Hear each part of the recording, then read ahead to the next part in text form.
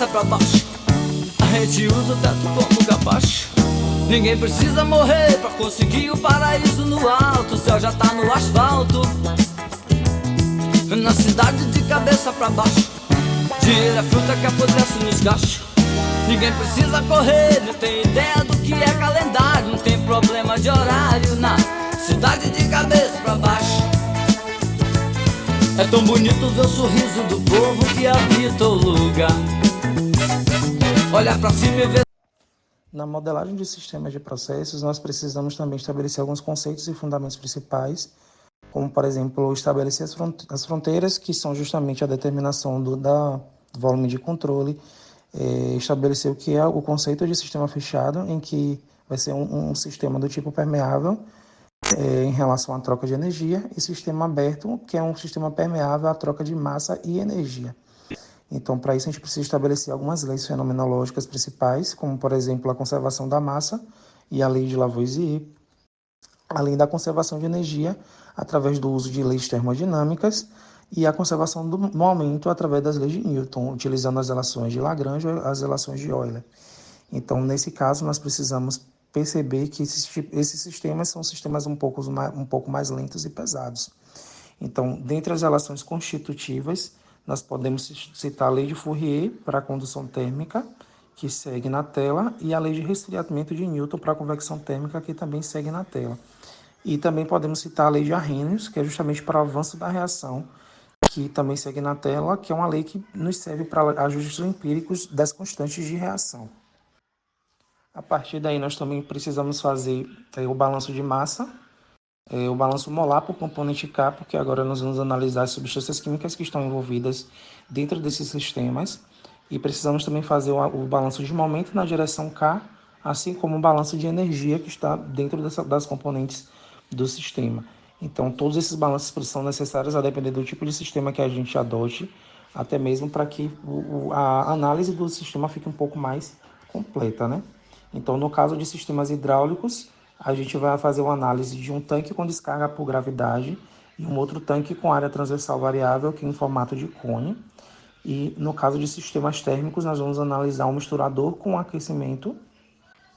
E no caso de sistemas com reação química, nós vamos analisar também o reator químico, que é o que a gente vai ver mais a seguinte. Na estimativa do tanque por descarga por gravidade, a gente consegue estabelecer alguns parâmetros do modelo, né, em que a gente define o problema de valor inicial através de algumas constantes. A gente tem um valor de K atribui como 0,09, o de H igual a 3 e R igual a 1. Então a gente define quais são as entradas do modelo. Primeira vazão de entrada Q1 a gente definiu como 0,09 vezes 0,7, né? Então 70% do valor. O valor da altura inicial é de 0,1. Tudo dado em unidades de NSI, então a vazão dada em metros cúbicos por minuto e a altura dada em metros. E a gente faz o código, né, e estabelece qual é o valor da relação da vazão justamente com a altura, né? Então a gente consegue estabelecer dessa maneira essas relações. A gente também tem a parte do tanque em formato de cone, né, em que a gente também define as variáveis.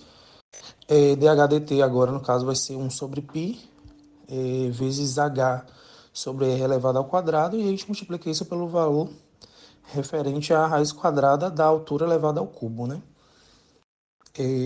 Quando a gente faz a simulação também da tubulação com parâmetros do modelo do diâmetro do tanque, a gente precisa do diâmetro do tanque, do diâmetro da tubulação, o trecho reto de tubulação, a altura máxima do tanque, a constante de força de atrito, por causa da parte da válvula de saída, né?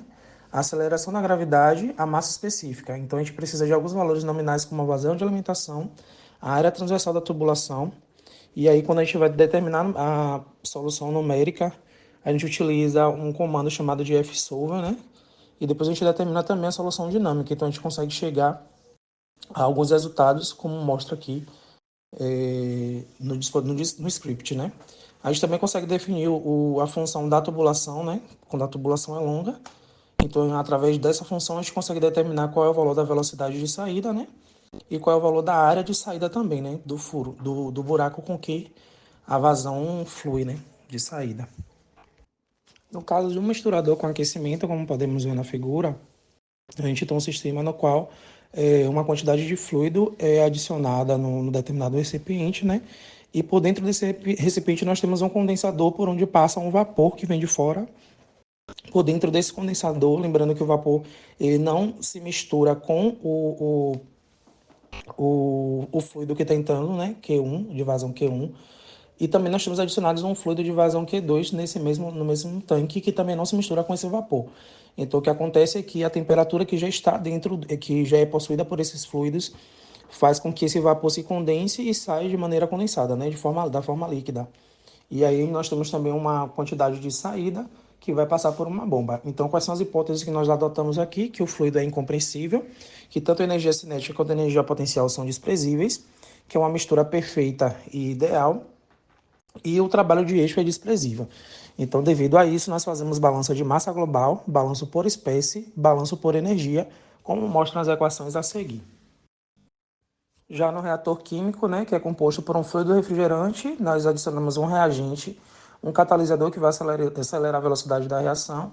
Então, nós temos uma saída também de fluido, que é regulado por uma bomba e por uma válvula, né? As principais hipóteses a reação é elementar, então ela vai de A para B. Nós respeitamos a lei de Arrhenius, que a gente já definiu no início.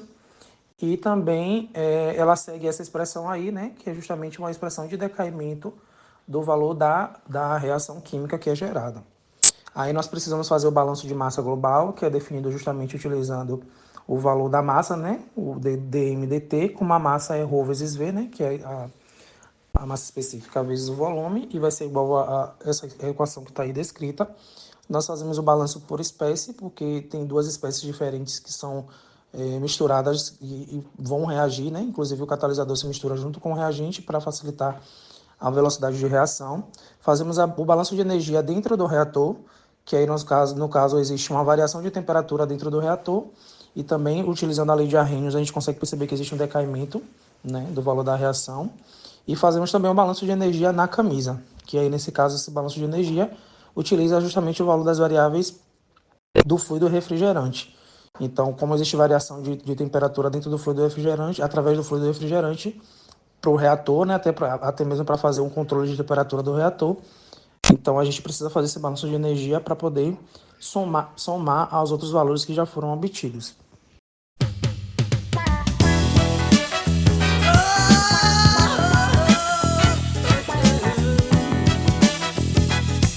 Na cidade de cabeça pra baixo, a gente usa o teto como capacho. Ninguém precisa morrer pra conseguir o paraíso no alto. O céu já tá no asfalto. Na cidade de cabeça pra baixo, dinheiro é fruta que apodrece nos gachos. Ninguém precisa correr, não tem ideia do que é calendário. Não tem problema de horário na cidade de cabeça pra baixo. É tão bonito ver o sorriso do povo que habita o lugar. Olhar pra cima e ver a espuma das ondas se quebrando no ar. Na cidade de cabeça pra baixo, a gente usa o teto como capacho. Ninguém precisa fazer nenhuma coisa que não tenha vontade. Vou me mudar pra cidade, ou pra cidade de cabeça pra baixo, diga lá.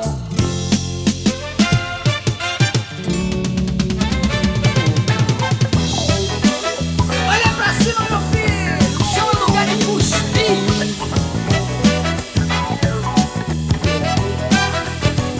Foi na cidade de cabeça pra baixo. É tão bonito ver o sorriso do povo que habita o lugar. Olhar pra cima e ver a espuma das ondas se quebrando no ar. Na cidade de cabeça pra baixo, a gente usa o teto como capacho. Ninguém precisa fazer nenhuma coisa que não tenha vontade. Eu vou me